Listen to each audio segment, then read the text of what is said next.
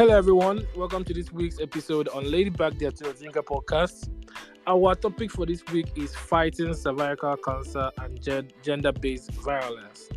Our guest for this week is a program manager of a non-profit organization that focuses on women's health, education, and empowerment in Nigeria. Welcome, Chiege. Welcome to the show. Thank you. Thank you for having me. First of all, I want to say thank you for honoring the invitation to be here. So is this your first podcast?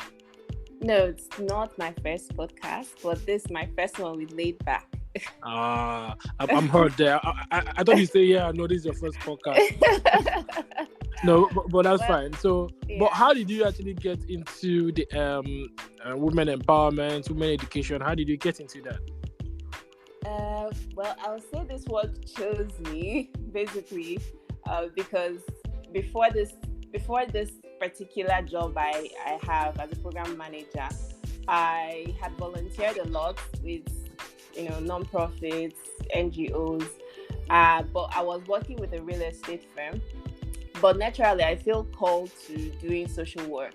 So when this job came, honestly, I didn't even seek the job. Somehow I just found myself working where I am, but that's a story for another day.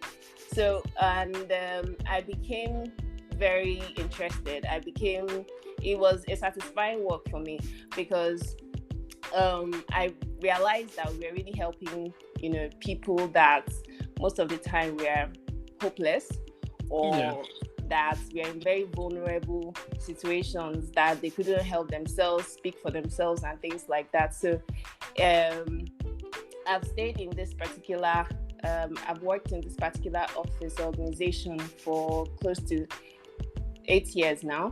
Oh, wow. And yeah, I've been around for a while. So. You're a veteran now. Yes, and what has really kept me is the impact of the work that we do. So yeah, I just found myself somehow here. Okay.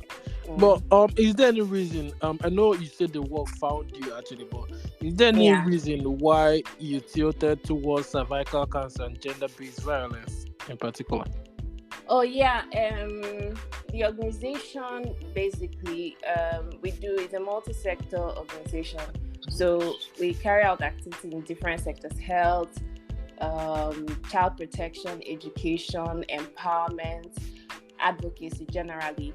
But we've seen that there's a huge gap, in intervention with cervical cancer and gender-based violence, especially in Nigeria and Enugu, southeastern part of Nigeria. So we don't have a lot of people intervening. We don't have a lot of people providing services. In fact, initially when we started, it was like our pilot project, cervical cancer. It was a pilot intervention. When we were doing medical outreaches, we discovered that most people, like 8 out of 10 people, for instance, had no idea what cervical cancer was.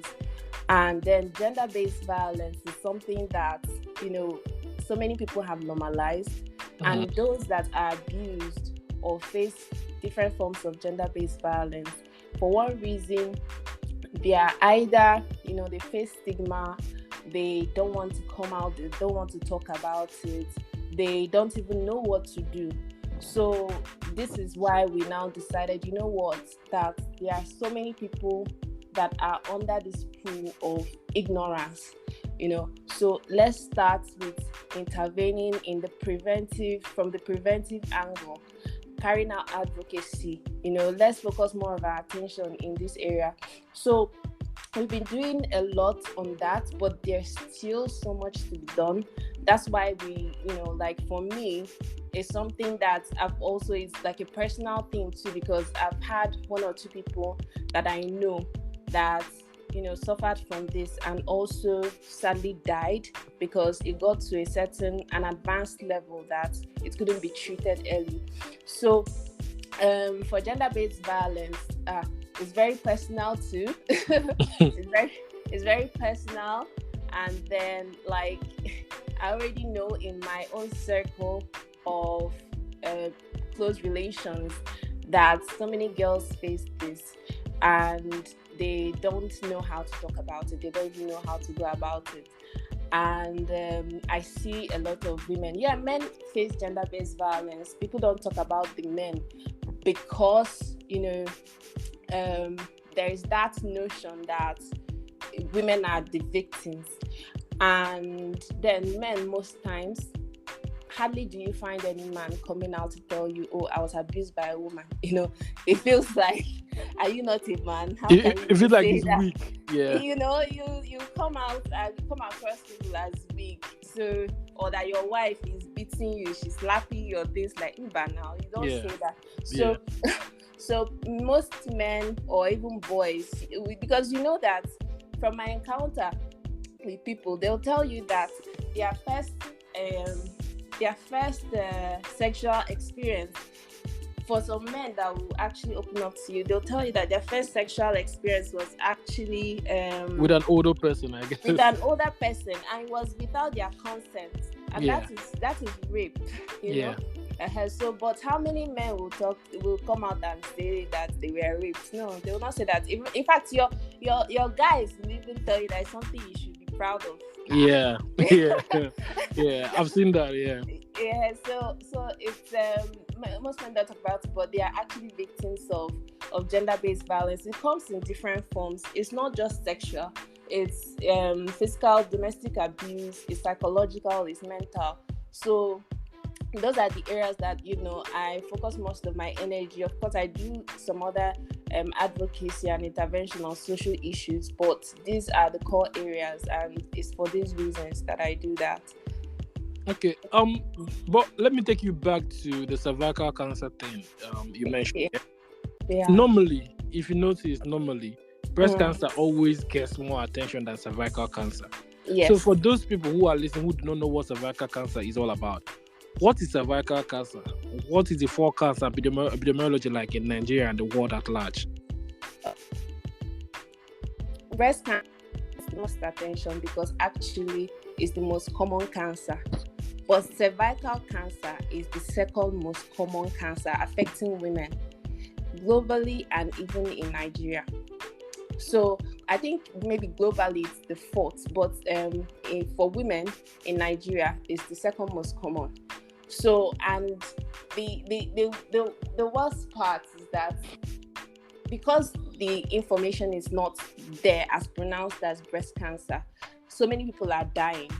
And in Nigeria, where we don't have a good data collection system, most people don't even know what killed them. They just somebody died from something. So we have a huge number. It's probably competes with breast cancer if there was a good recording system or data collection system. Yeah, so cervical cancer basically is a type of cancer that occurs around the cervix. Cervix is the outermost part of a woman's private part that leads into your vagina. So so it's that what happens is that you start having some kind of abnormalities in that your cervix area. So normally there's a way your body as a woman is supposed to function, and your cervix also is supposed to have like a normal smell discharge. But when, or even your period, your menstrual cycle. So but when it starts to change, you start experiencing pain. It could be so many things, but you now have to investigate it. So if you're noticing abnormal discharge as a woman, you should investigate it. It could be a symptom of cervical cancer. Okay. If you're noticing pains around your pelvic region, that is the lower part of your belly leading to your private parts, just in between there, abdominal region, just below that area, you should investigate it. It could be a symptom of cervical cancer. If you're noticing pain during intercourse as a woman, it could also be abnormal pain. It could also be a symptom of cervical cancer.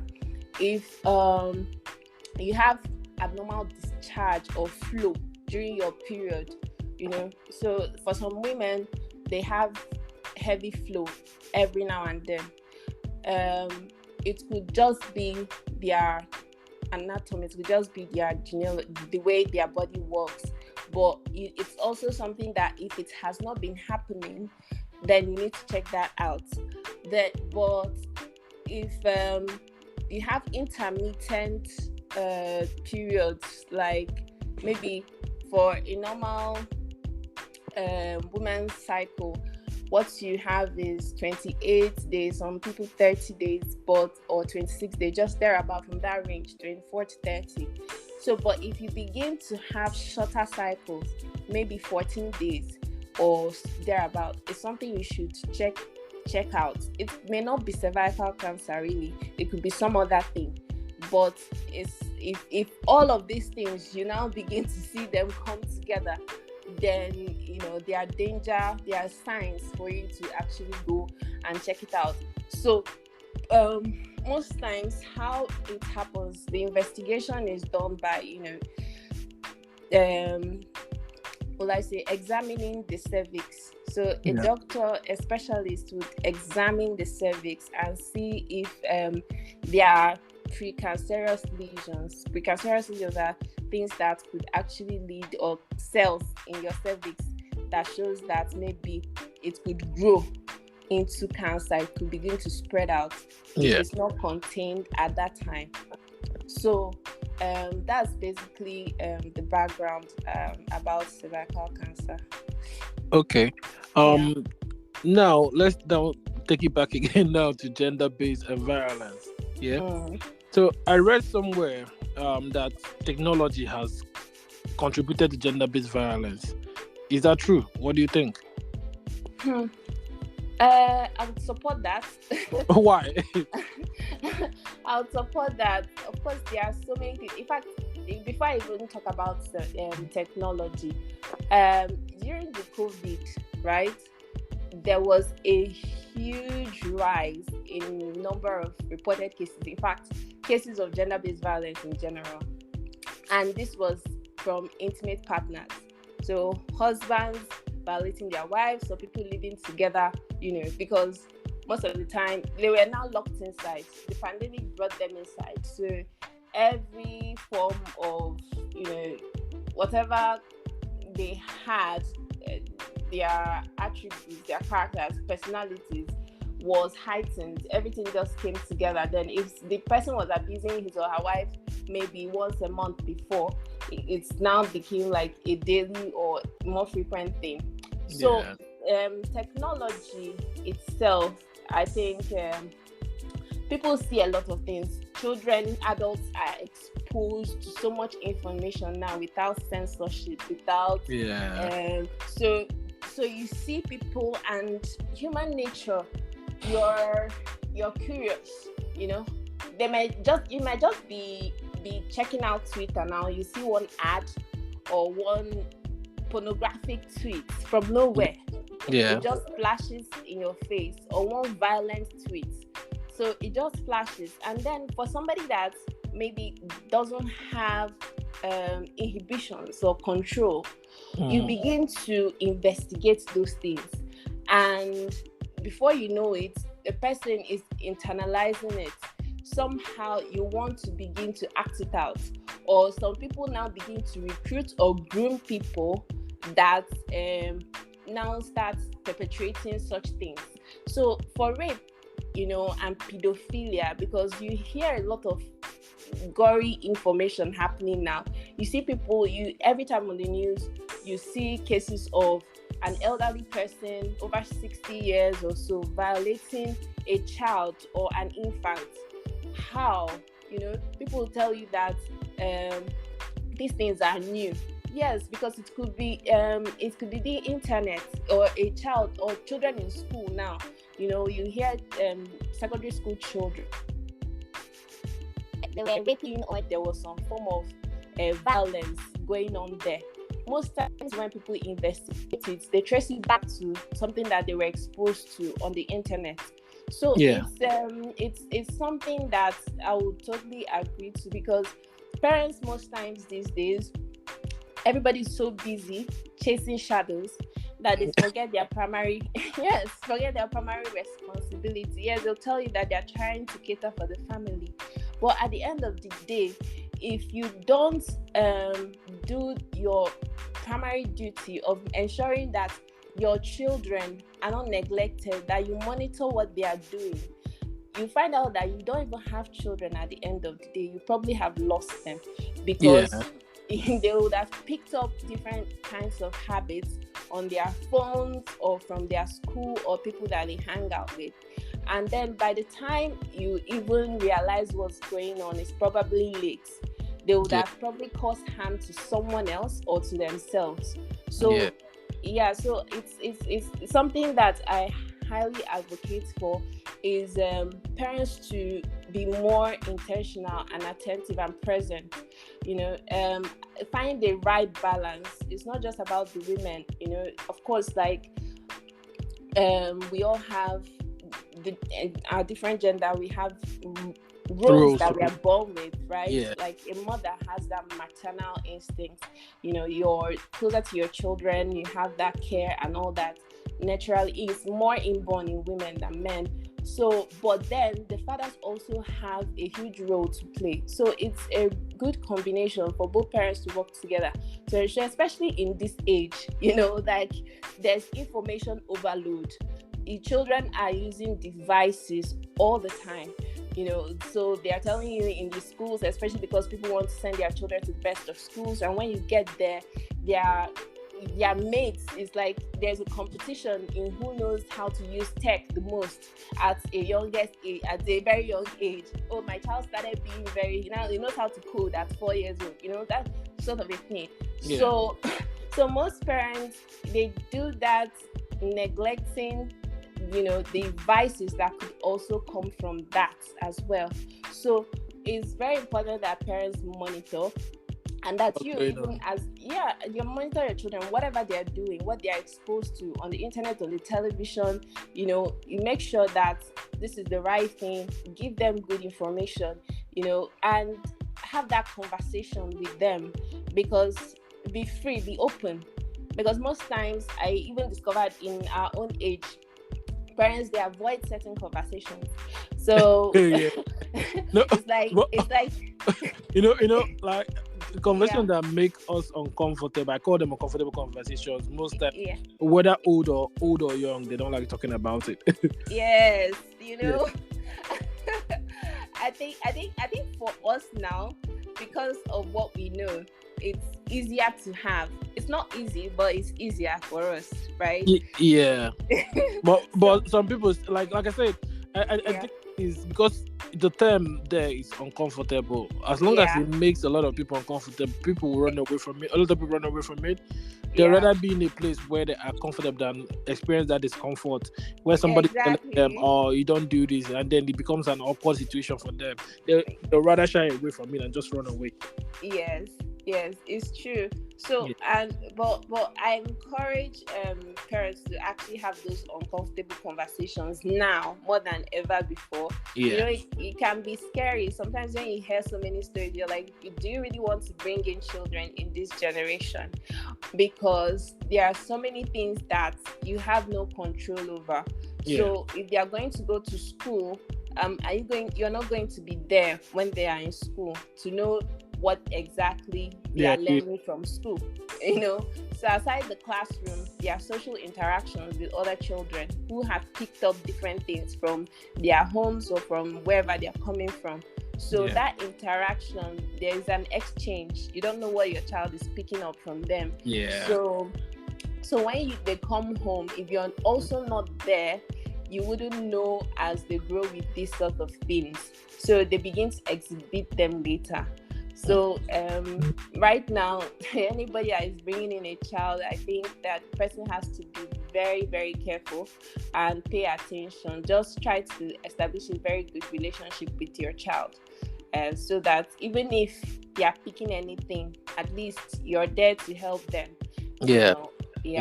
Through it. But I know we've talked about technology and how parents can actually see if they can actually mitigate exposure of children to this technology and what they see on their social media devices and IT devices.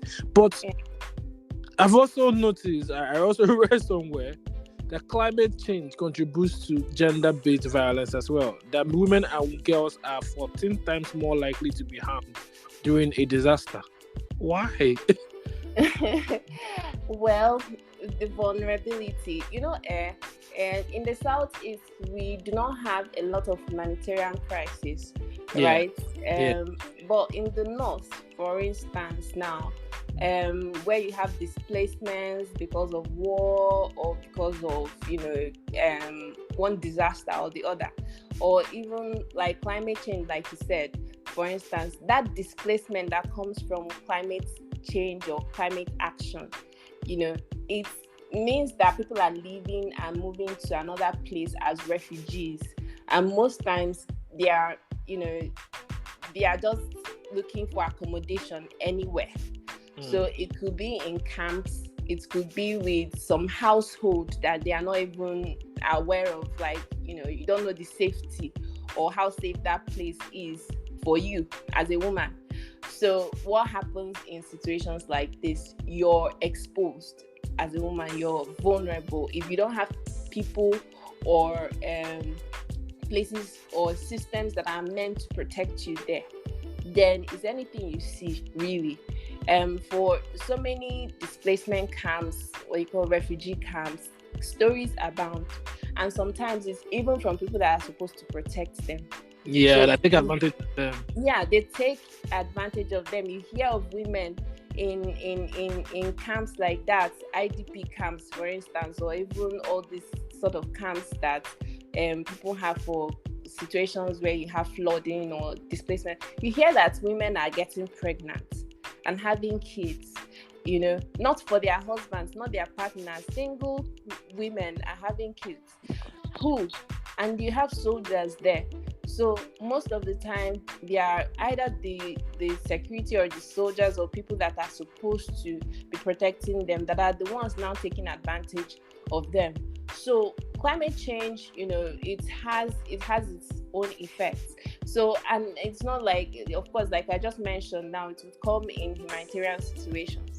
So anytime you have, women leaving their own safe spaces and moving to another place, it's always good for there to be systems to protect them in the course of the migration, and also where they are going to be placed or where they are going to be, because most times they cannot protect themselves unless they start learning, of course, self-defense mechanisms and things like that, but naturally they are more exposed than the male gender. They are more exposed. But since they are more exposed in this kind of situations and all, what's the role of the judiciary like in the whole of this gender-based violence? Have they been helpful? Well, they are trying. I'll say they are trying, but there's just so much to be done. Last year I went with a group of girls to the office of the Attorney General in Enugu here, and what we went for was to advocate for the implementation of, there's a law they call violence against persons. So it's a new law. It's not really new. It was brought into it was passed in 2015 by Goodluck Jonathan's administration. So the National Assembly passed it, but states have to domesticate it. States have to accept that this law, we are going to use it. And what does that VAP law say? It actually spells out what rape is, that was not defined before as rape. So in the past, the laws that we had said that rape was just perpetuated when a man rapes a woman, penetrates a woman. So, but this time around, it's changed. Women can rape men. Rape can also happen when you use objects. So what it says is that, so people can rape even using a finger. What it tells you is that when there's a forceful or without Consensual. without the willingness of the other party. So if you force yourself on another person without the person's permission, then that is rape. So whether you're using an instrument, your hand, an object, people use all manner of things. You see people, they are using metal, they are using toys, they are using whatever to actually penetrate a woman or a man without his or her permission. That is rape. So that is what the VAP law says. And then the VAP law is a very expansive law, provision of the law that also defines other forms of neglect. So we now came to the Attorney General telling him that yes, this law is here, because what I noticed in my interactions and some other activities I've had with some legal practitioners is that so many of them don't even know that this law exists. So they are still using the old law and with judging cases. So if, for instance, I come to report a case and I say that this person violated me, that the person used an instrument, they will not investigate it as rape. It will not be recorded as rape. Or a guy comes to report, it will not be recorded as rape. Why? Because the law doesn't say that is rape. So most of them find it was because of that difficulty to actually call it what it was. That's why the VAP came in, to cover for that lapse. So in the presence of the VAP, some people are still not getting justice. Why?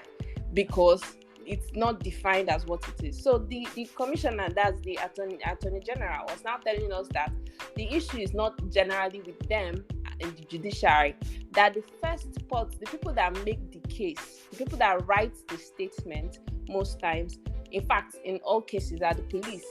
Yeah. So for us, even when as civil society or an NGO that intervenes in issues like this, even when people report cases to us and we present it, we have to still go to the police to register that case. And it's what they call it there. That is what they'll begin to prosecute that case on. Yeah. So that most of our advocacy, and he was advising people that advocacy should be done more to the police, educate them about the VAP law, which is being done. But the system is difficult. Most times these people, we don't want to go into that issue. But yes, the judiciary, even when cases of, those are reported, they try to work on it. We have a good relationship with the director of public prosecution here in Enugu, and I know so many cases that she has also tried to intervene in, especially with domestic violence, husbands, abusing their wives and things like that. So they try to prosecute, and in some cases it doesn't go. Maybe before it gets to court or before the cases are prolonged, the spouses or the offender now comes and makes some kind of concession, apologizes, says or states that he or she is not going to repeat such thing. So that is followed up. But where we are having issues is actually in the convictions. They have very low convictions, especially in Southeast Lagos. The number of convicted sex offenders are increasing. So that VAP law also says that for every offender, somebody that has been found guilty of rape or offenses in the VAP law, that person, especially rape, there's going to be an offenders list where that person's name is going to be, and it's going to be in the public domain.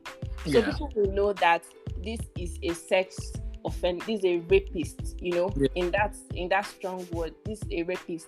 So that is why, of course, we encourage people to report more cases, and then for this thing, it's a process that is growing, but it needs the support of everyone, judiciary, the executive, because even to prosecute or go through the process of this getting justice for victims, there has to be enough allocation to service providers in the state, to make sure that if somebody is coming to make a case, there is a shelter for this person, a victim. Yeah. And that while the person Protection at least. yes, there's protection for the victim. So the person is protected.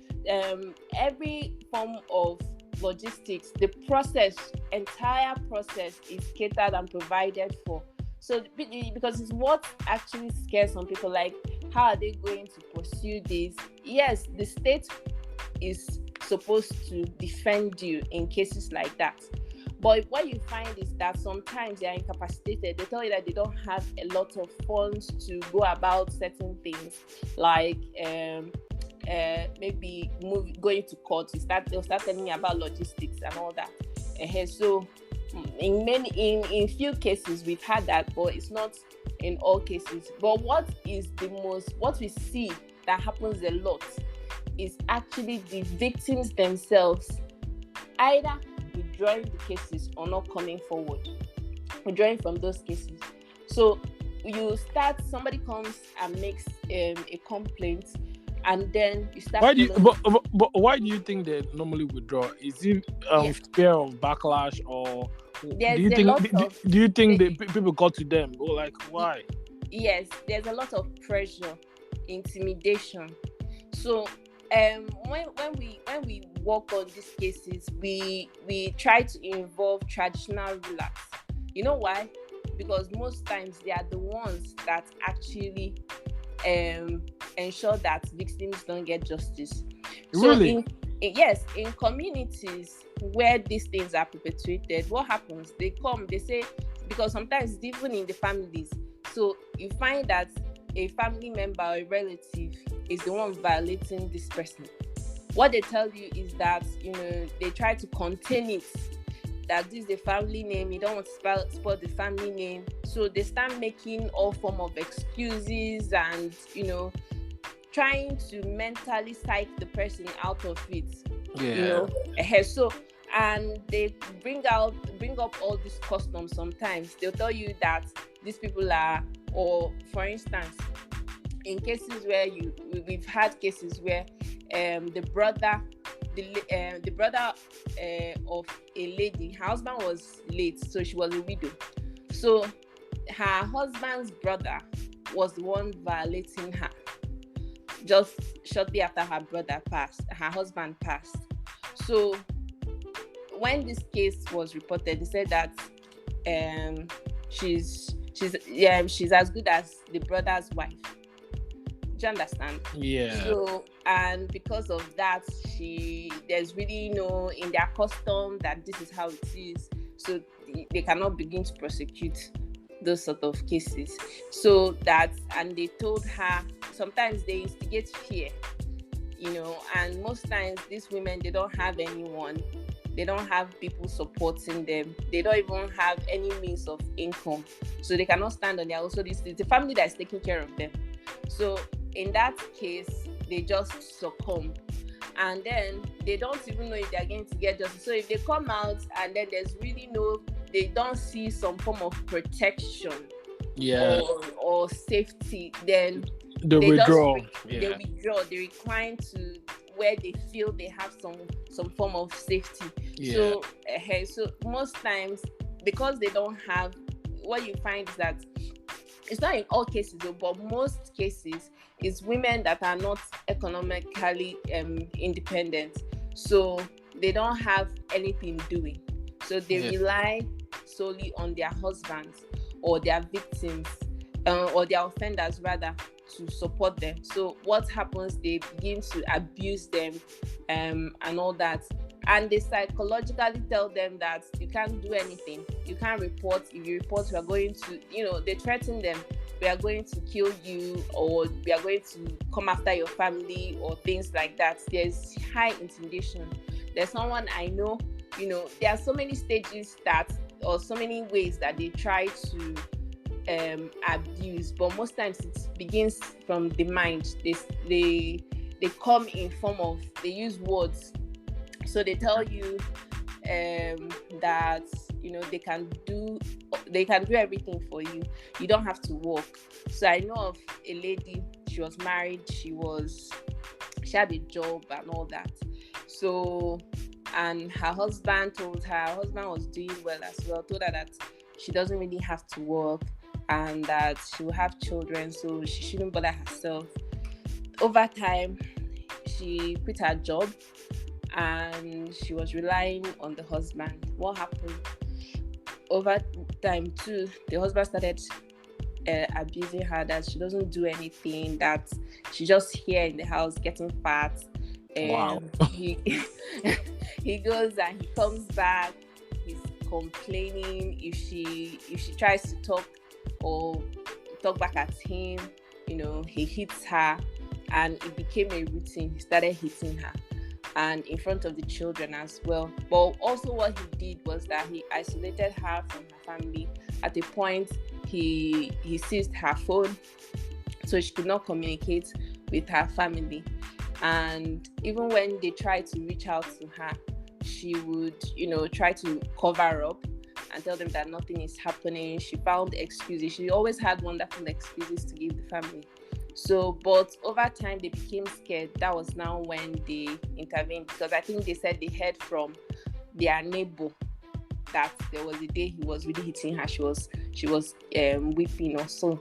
So they came forcefully, and they took their daughter. So when they were persecuted, so you see that it was stages. The guy, it was something he did systematically. He even thought about it, maybe the end from the beginning. So and you see that it's something that is common with most intimate partners that actually abuse or violate their partners. So there are different forms of violation, there are different forms of abuse, and even harassment. People don't know that there are ways that you're not supposed to talk to a woman. So, but most times those ones are more difficult to prove in court because who is going to defend and say that, oh, you psychologically, or you said something to me that you're not supposed to say, or that a woman hits me, or all that. And there's even a point I forgot to make when I was talking about rape. So this VAP law that actually seems like is the messiah right now also has a bit of its own loopholes, because in as much as it has been proven that, or not really proven, but it's said that rape now covers for men that are also abused. So if there's an invasion of a man's private part, or his anus in this case, that is rape. But most cases, it's difficult to prove that a woman raped a man. Because in the case of a woman claiming that a man raped her, there are ways that can be investigated and evidence is collected. So, but for a woman, the other way around, yes, the other way around is still very difficult to prove in court. So you have to find other means of proving that. But for the judiciary, I think in some states they are making headways in convictions, but in other states there are some difficulties as well. That's interesting. At least, but it's good to hear that we've made a lot of progress with the law that just passed. At least it's in the attention. But I was actually surprised to hear that the traditional rulers actually play a huge role in this. But because of time, so finally, let me ask you one question. Think about it. If you were given the superpower today, let's say I'm the Greek. Let's say I'm the Greek god of whatever, and I'm dishing out superpowers, and I give you the superpower. If I was given an additional superpower, no, like let's say I'm the Greek god who has all the superpower in the world, and I give you the superpower to make the world safe for women. What would you do? That's a very, very interesting question. I would say that if women could sense danger, so or read minds. I would say read minds. So mind reading for a woman, I think it would help her in so many ways, because you know why? Some people that are victims of abuse in this case, Yeah. but most times it's people that they trust. True. Yes, relatives, partners, but you don't see it coming. So, and they take advantage of you. So if you could read someone's mind and know that, oh, this person does not mean well for me, even when the person comes in shiny armor and it's all flashing his or her teeth and looking all nice, that this person is harmful, you begin to protect yourself or find ways to, go away, escape, find safety. So, Yeah. but in the cases, I think most of us, or women, as women, because the data shows that 1 in 4 women have actually faced sexual harassment or abuse in their Wow. lifetime.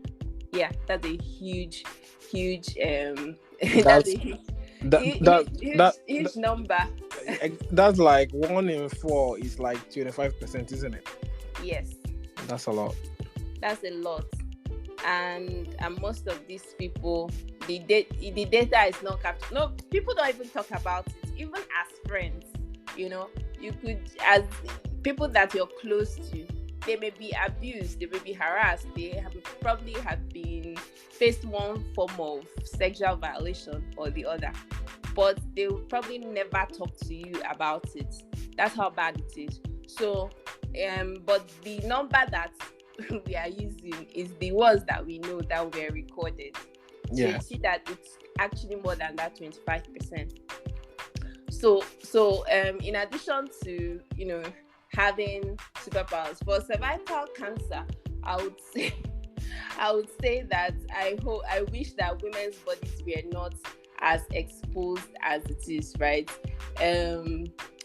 Because what causes the virus that is responsible, or mostly responsible, for cervical cancer, because nobody really knows what causes cervical cancer, but it's been proven that human papilloma virus is the major cause of cervical cancer, and it passes from partner to partner during sex. It's actually passed during sex. So for women, a man might be carrying that HPV, that human papilloma virus, and will not have any problem. Do you understand? Yeah. But he can infect women with it, and then she'll develop cancer. Yeah.